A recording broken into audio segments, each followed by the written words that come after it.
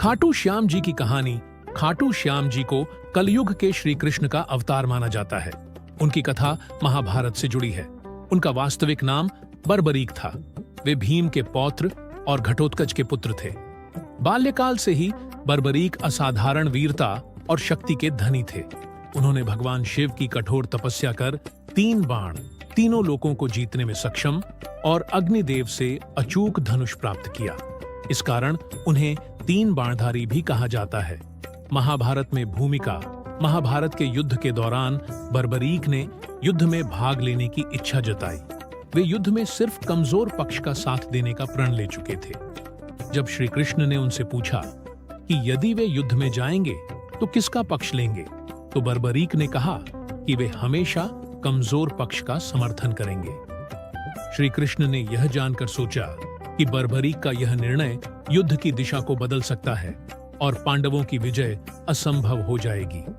श्री कृष्ण ने बर्बरीक की परीक्षा लेने के लिए ब्राह्मण के वेश में उनसे 3 बाणों का चमत्कार देखने की इच्छा प्रकट की।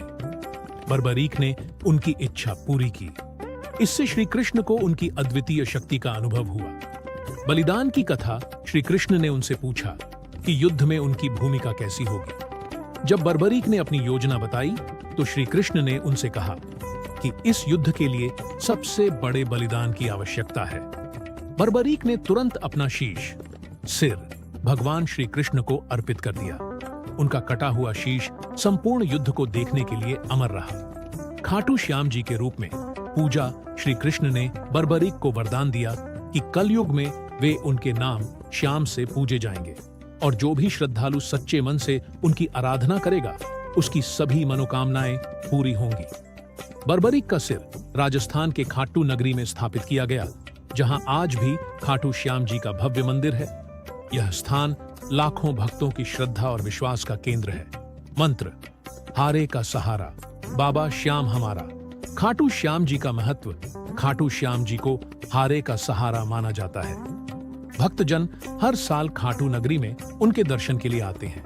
विशेष रूप से फाल्गुन माह में खाटू मेले का आयोजन होता है। उनकी कृपा से असंभव कार्य